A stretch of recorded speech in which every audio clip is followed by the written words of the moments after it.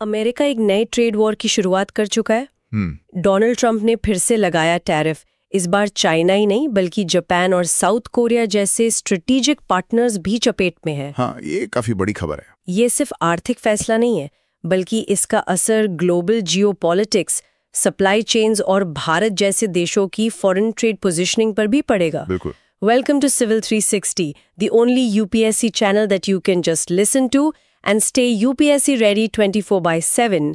चलिए शुरुआत करते हैं इस अनोखे मुद्दे से। एब्सोल्युटली। ये जो ट्रंप एडमिनिस्ट्रेशन ने हाल ही में 14 देशों पर नए टैरिफ्स अनाउंस किए हैं, ये काफी सिग्निफिकेंट है। हाँ, 14 देश, और ये 1 अगस्त से लागू होंगे, है ना? हाँ, पहले शायद डेडलाइन अलग थी। हाँ, पहले 9 जुलाई थी, अब 1 अगस्त है।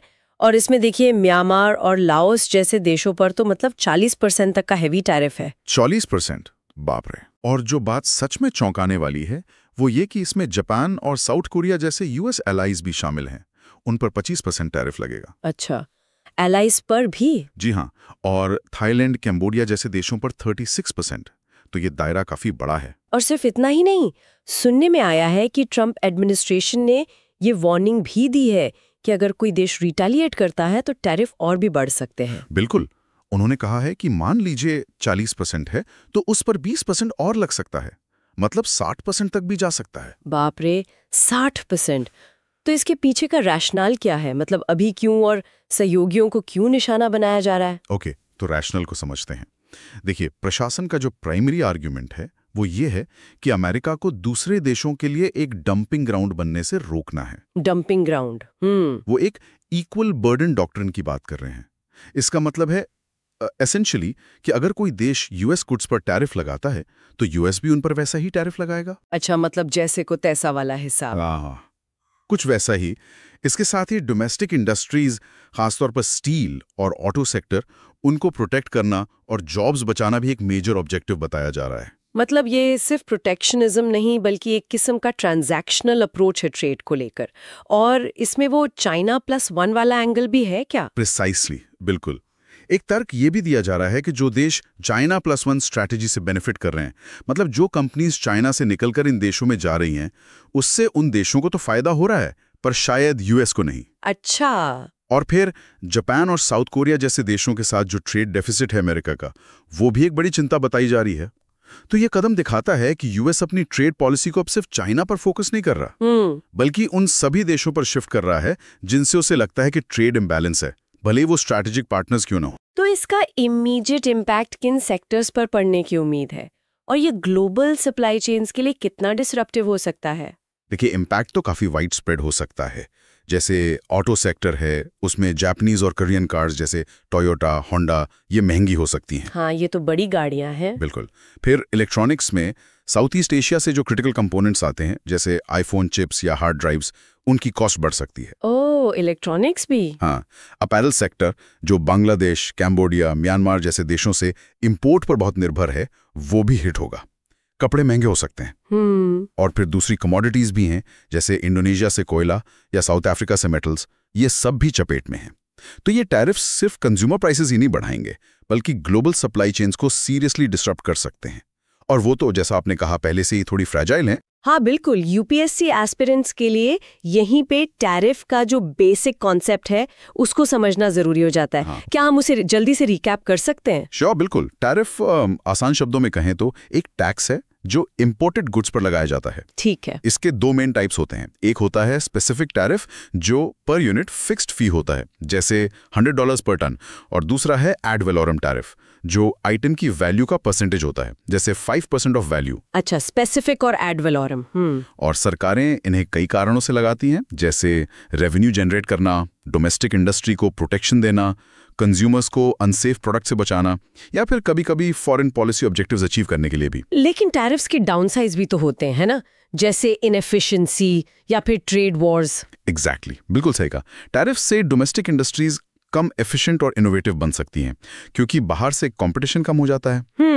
कंज्यूमर्स के लिए कीमतें बढ़ जाती हैं, और सबसे खतरनाक, जैसा हम अभी देख रहे हैं, ये ट्रेड टेंशंस और रिटेलिएटरी एक्शंस को ट्रिगर कर सकते हैं जिससे ट्रेड वॉर शुरू हो सकते हैं। इस अनाउंसमेंट पर इंटरनेशनल रिएक्शंस कैसे रहे हैं? जाहिर है तीखे रहे होंगे। हाँ, रिएक्शंस काफी स्ट्रांग है।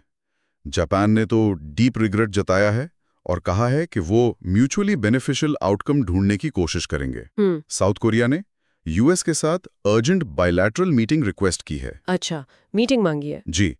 साउथ ईस्ट एशियन देश जैसे थाईलैंड, इंडोनेशिया, मलेशिया वो WTO सेफगार्ड्स के तहत एग्जेम्पशंस मांग रहे हैं, छूट की मांग कर रहे हैं। हाँ, और साउथ अफ्रीका और ट्यूनीशिया जैसे देशों ने इसे यूनिलैटरल एंड अनजस्ट यानी एक तरफा और अनुचित बताया है। ये सब हाल के यूएस वियतनाम डील के कॉन्टेक्स्ट में भी देखा जा रहा है, सुना है, जहां टर्म्स यूएस के ज्यादा फेवर में थे। हाँ बिल्कुल। उस डील में वियतनामी सामान पर 20% यूएस टैरिफ लगा था, जबकि अमेरिकी सामान पर वियतनाम ने 0% टैरिफ लगाया था। तो वो कॉन्टेक्स्ट भी जरूरी है। यहीं पर एक रेलेवेंट यूपीएससी मेंस क्वेश्चन बन सकता है ना, जैसे कि बढ़ते संरक्षणवाद और एक तरफा व्यापारिक कार्रवाइयों के संदर्भ में विश्व व्यापार संगठन WTO जैसे बहुपक्षीय संस्थानों की प्रभावशीलता और प्रासंगिकता पर पड़ने वाले प्रभाव का समालोचनात्मक विश्लेषण करें। ये GS पेपर 2 इंटरनेशनल रिलेशन से जुड़ता है। इन एक्शंस के वाइडर इम्प्लीकेशंस क्या हैं? हाँ, ये बहुत अच्छा सवाल है। अगर हम इसे बिगर पिक्चर से जोड़ें तो इकोनॉमिक और जियोपॉलिटिकल इम्प्लीकेशंस काफी सिग्निफिकेंट हैं। देखिए, ये टैरिफ्स उन देशों को टारगेट कर रहे हैं जो चाइना से सप्लाई चेन शिफ्ट के पोटेंशियल बेनिफिशियरीज माने जा रहे थे। इससे साउथ साउथ ट्रेड इनिशिएटिव्स पर असर पड़ सकता है। ब्रिक्स प्लस एशियान जो सप्लाई चेन डाइवर्सिफिकेशन की कोशिशें कर रहे हैं वो भी प्रभावित हो सकती हैं। अच्छा। यूएस इकोनॉमी पर शॉर्ट टर्म में इन्फ्लेशन का रिस्क तो है ही, कीमतें बढ़ सकती हैं। हालांकि ट्रंप एडमिनिस्ट्रेशन का मानना है कि लॉन्ग टर्म में डोमेस्टिक मैन्युफैक्चरिंग और जॉब क्रिएशन को फायदा होगा। और WTO की भूमिका? डेफिनेटली WTO की इफेक्टिवनेस पर एक बड़ा सवालिया निशान लग गया है। जब बड़े देश ऐसे यूनिलैटरल कदम उठाते हैं तो इन संस्थानों की प्रासंगिकता पर सवाल उठते ही हैं। अब आते हैं इंडियाज़ पोजीशन पर। भारत और अमेरिका के बीच ट्रेड डील की बात तो काफी समय से चल रही है। इस नए डेवलपमेंट का भारत के लिए क्या मतलब है? इंडिया की पोजीशन काफी इंटरेस्टिंग है इस समय। जैसा आपने कहा, यूएस के साथ एक बायलैटरल ट्रेड डील पर नेगोशिएशंस जारी हैं और ट्रंप ने हाल ही में कहा भी कि we are close to finalising a deal. हाँ, सुना था। इसमें जो की इश्यूज हैं उनमें agriculture tariffs, pharma exports, digital taxes और ई-कॉमर्स बैरियर्स वगैरह शामिल हैं। अब अगर एक फेवरेबल डील हो जाती है तो इंडिया को ट्रेड डाइवर्जन से बेनिफिट मिल सकता है। ट्रेड डाइवर्शन मतलब कि यूएस इंपोर्टर्स जो दूसरे देशों से सामान ले रहे थे, जिन पर अब टैरिफ लग गया है, वो शायद अब इंडिया की तरफ देखें तो भारत के एक्सपोर्ट्स को फायदा हो सकता है। अच्छा, ये तो अपॉर्चुनिटी हुई, but there are risks too, जोखिम भी तो होंगे। ऑफ कोर्स, बिल्कुल। अगर डील नहीं हो पाती या टर्म्स भारत के लिए अनफेवरेबल होते हैं तो भविष्य में इंडिया भी इस तरह के एक्शंस का टारगेट बन सकता है। कोई गारंटी नहीं है। बात तो सही है। और हमारे कॉमर्स मिनिस्टर पीयूष गोयल जी ने भी साफ कहा है कि भारत के हित प्रायोरिटी हैं, डेडलाइन नहीं। तो इंडिया को ये सिचुएशन बहुत केयरफुली नेविगेट करनी होगी। इससे जुड़ा एक और मेंस पर्सपेक्टिव हो सकता है। हाल के वैश्विक व्यापार बदलावों द्वारा भारत की मेक इन इंडिया पहल और एक प्रमुख विनिर्माण केंद्र बनने की उसकी आकांक्षाओं के लिए प्रस्तुत अवसरों और चुनौतियों का विश्लेषण करें। ये GS पेपर 3 इंडियन इकोनॉमी से रिलेवेंट है। तो कुल मिलाकर ये एक काफी कॉम्प्लेक्स सिचुएशन है जिसके कई पहलू हैं। इंडीड, ये डेवलपमेंट्स ग्लोबल ट्रेड डायनामिक्स को, जियोपॉलिटिकल अलाइनमेंट्स को और डोमेस्टिक इकोनॉमीज को सबको रीशेप कर सकते हैं। और भारत के लिए, जैसा हमने डिस्कस किया, ये चैलेंजेस और अपॉर्चुनिटीज दोनों लेकर आया है। सावधानी से आगे बढ़ना होगा। ये रहा एक सवाल हमारे सभी व्यूअर्स के लिए। Most favoured nation MFN status, जिसे अक्सर टैरिफ नीतियों से जोड़ा जाता है, निम्न में से किस समझौते से संबंधित है? A. Kyoto protocol, B. SAARC agreement, C. WTO agreement, D. G20 declaration. सही जवाब क्या है? कमेंट करके बताइए।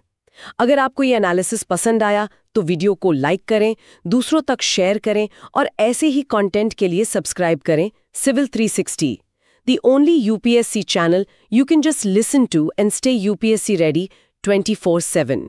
मिलते हैं अगले एपिसोड में एक और जरूरी मुद्दे के साथ। धन्यवाद और जय हिंद।